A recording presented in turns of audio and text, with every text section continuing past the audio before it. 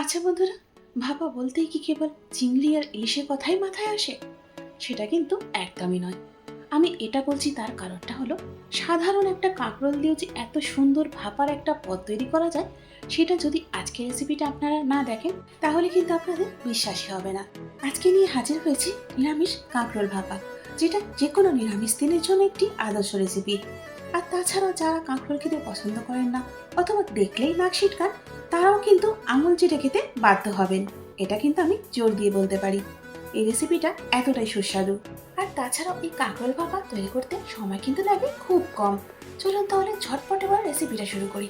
কড়াতে দিয়ে দিচ্ছি 1 টেবিল চামচ সর্ষের তেল। তেলটা গরম হয়ে যাওয়ার পর এখানে দিয়ে দিচ্ছি 400 গ্রাম লম্বা করে কেটে নেওয়া কাঁকরোল। এখন কাঁকরোলগুলোর মধ্যে দিয়ে দিচ্ছি ½ চা চামচ হলুদ গুঁড়ো। এবার মিডিয়াম হিটে এই কাঁকরোলগুলোকে 5 থেকে 7 মিনিটের জন্য ভেজে নেব। দেখুন বন্ধুরা, এখানে হালকা লাল লাল করে কাঁকরোলগুলো আমি ভেজে নিয়েছি। এবার এগুলোকে তুলে নেব। ভাপার জন্য একটা মশলার পেস্ট তৈরি করে নেব।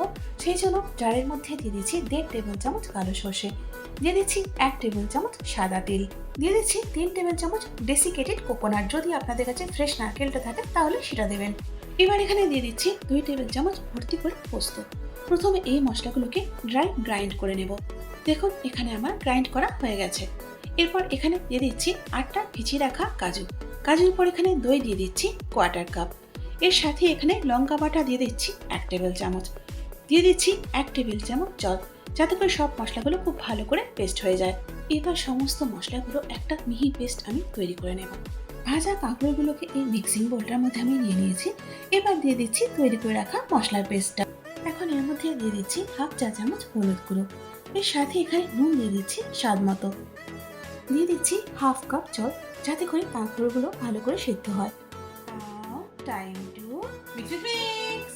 বন্ধুরা, কাঁকরোল ভাজা, কাঁকরোল ভাতে বা কাঁকরোলের তরকারি তো আপনারা নিশ্চয়ই বহুবারই খেয়েছেন। কাঁকরোল ভাপাটা এইভাবে একবার করে দেখুন। গরম ভাতের সঙ্গে খেতে জাস্ট ফাটাফাটি লাগে।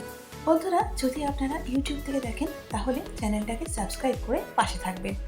আর যদি ফেসবুক থেকে দেখেন তাহলে পেজটাকে ফলো করে নেবেন, যাতে করে নতুন ভিডিও আপলোড হওয়া মাত্রই আপডেটটা আপনার কাছে পৌঁছে যায়।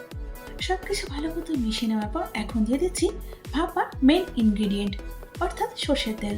সর্ষের তেল দিয়ে দিচ্ছি 2 টেবিল চামচ। এটা ছাড়া কিন্তু ভাপা অসম্পূর্ণ। এবার আবার একবার ভালো করে মিশিয়ে নেওয়ার পালা।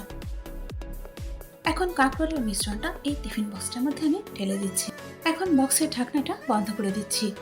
চলুন এবার এটাকে ভাপে বসাই। সেই জন্য কড়াতে আমি আগে থেকে একটু জল গরম করতে রেখে দিয়েছিলাম। এবার এর উপরে টিফিন বক্সটা রেখে দিচ্ছি। এখন চাপাটা দিয়ে দিচ্ছি। চাপাটা দেওয়ার পর গ্যাসের ফ্লেমটা একেবারে লোতে রেখে মিনিট 15-20 জন্য কাঁকরোলটাকে ভাপিয়ে নেব। 15 মিনিট পর আমি টিফিন বক্সটা নামিয়ে নিয়ে এবার খোলার চেষ্টা করছি। যদিও এটা খুব গরম, তবুও চেষ্টা করছি। আর যাই হোক, অবশেষে এটা খোলা গেছে। চলুন এবার এটাকে পরিবেশন করি। বন্ধুরা, আজকে আমি আবারও একটা সাবেকি এবং বহু পুরনো রেসিপি আপনাদের সাথে শেয়ার করলাম। যদি আজকে রেসিপিটা আপনাদের ভালো লেগে থাকে তাহলে কিন্তু একটা লাইক করে দিন। আর তারই সাথে বন্ধু বান্ধব এবং আত্মীয় পরিজনের মধ্যেও শেয়ার করে দিন। আর এইরকমই সহজ, সুন্দর এবং ঘরোয়া অন্য কোনো রেসিপি নিয়ে ফিরে আসছি পরের ভিডিওতে। এতক্ষণ আমার সঙ্গে থাকার জন্য অনেক ধন্যবাদ।